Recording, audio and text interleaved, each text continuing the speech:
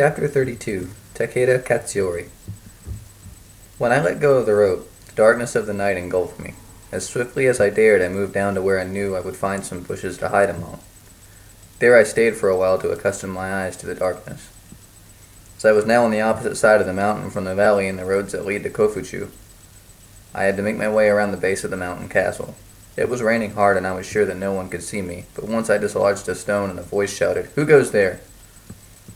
I lay as still as a mouse, and a little while later I heard someone declare that it was probably a horse that had broken loose. It was important that I should have traveled out of the valley by sunrise, so I gave myself no rest. When the first glimmering of dawn came, I was in the foothills of the mountains. I washed my face in a stream and ate rice balls that I had brought with me. It was still raining, and I was drenched through.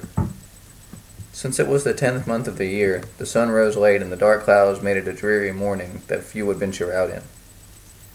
I walked as fast as I could, keeping to the road, until I met a path that I knew led to a charcoal burner's hut. Here lived a family whom I had befriended and bought charcoal from. My plan was to spend the daylight hours with them, and then, as soon as night fell once more, make my way to Iida Castle, where I could obtain a horse. I was made welcome and given warm food in a place near the brazier. When night came, the eldest of the sons decided to accompany me to Iida. He loaded their horse with bags of charcoal, and I hid my swords among them.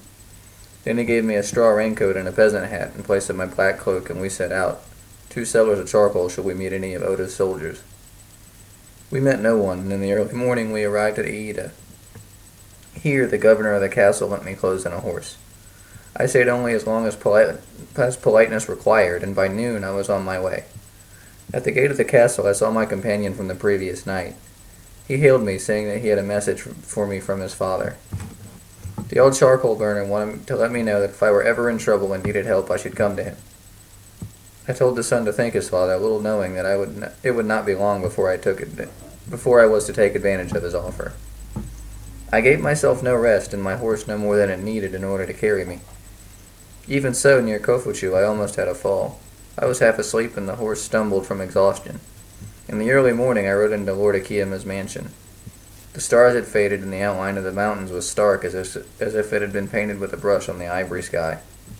I put the horse into the stable, and since no one seemed to be awake, I took time to rub down the poor beast. When I had finished, the mountain tops had turned pale pink, yet no one was stirring.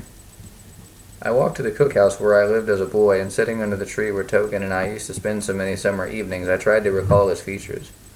But it was too cold to sit dreaming under trees, and I soon rose. A young boy came from the cookhouse carrying a bucket. He had been sent for water. He bowed humbly as he passed me, and I could not help but smiling and wondering if he too dreamed of becoming a samurai. When some of the servants stirred in the main house, I asked them to tell Lord Takeda's father that I had come, bringing a message from his son. I expected to be kept waiting, but the old samurai was eager to hear news, and I was led to his room almost immediately. He looked as vigorous as ever. Age seemed to dry rather than bend him. He ordered the servant to bring breakfast for us both and told me to sit down opposite him. I gave him his son's letter. He unrolled it and held it almost at arm's length while he read. When he had finished, he carefully rolled it again and put it in his sleeve. "Tell me," the old lord smiled. "Is she beautiful?" Noticing the confusion painted on my face, he added, "My son's new wife." "I've been told that she is, but I have never seen her. I once heard her play the zither, and that sounded very beautiful," I said. "She can sing and play the zither." The old man nodded in approval. "When my son was young, I once tried to have him play the flute, but I'm afraid he had little talent." "It is most difficult to play well," I agreed, for I too had once tried to master that instrument. "I understand you have been sent with a message from my son to Katsuyori." The old man frowned as the servant entered with 2 little tables containing our morning meal. I merely nodded, not wishing to speak while they were present. As soon as the servants had left, I said, "Lord Takeda wants his letter given to—" I caught my breath, for I had almost said the Wakatono, but I managed to blurt out Lord Katsuyori instead. Almost imperceptibly, the old samurai smiled. "You mean it is to be given into his hands, not one of his followers?" Lord Takeda is afraid that if they see it first, it may never reach Lord Katsuyori.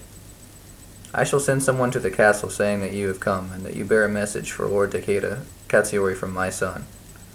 Lord Takeda's father was picking with his chopsticks at the fish in front of him rather than eating it. Hungrily, I had already devoured mine. How long can my son hold the castle?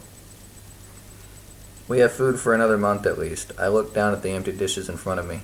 But they are at least 15 to every one of us.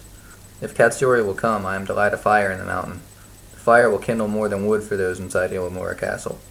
If no help comes, then I shrugged my shoulders. Then you can be glad that you at least escaped, Lord Takeda, his father muttered.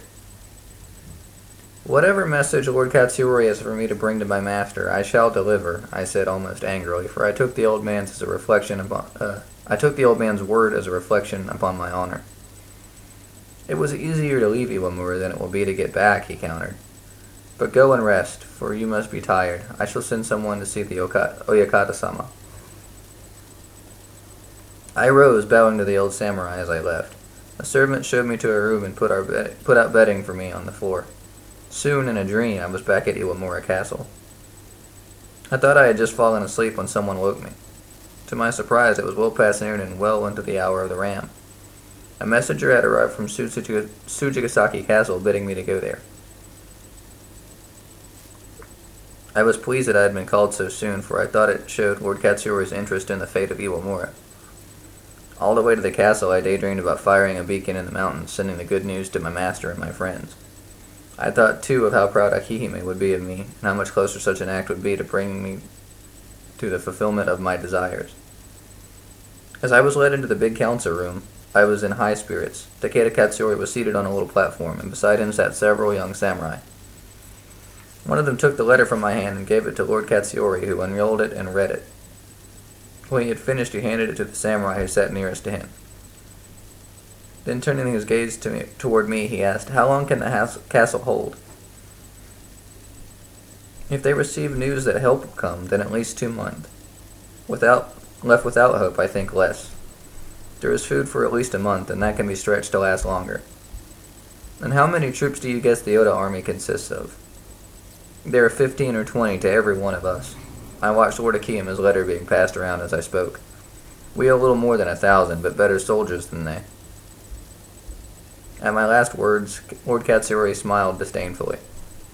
Shortly afterward, I was dismissed and told that I would be called when the Oyakata-sama had decided what answer to send. All the hopes that had made me step so lightheartedly on the way to the castle were now gone. I felt certain that I would not be lighting any beacons of hope to the besieged in Iwamura Castle.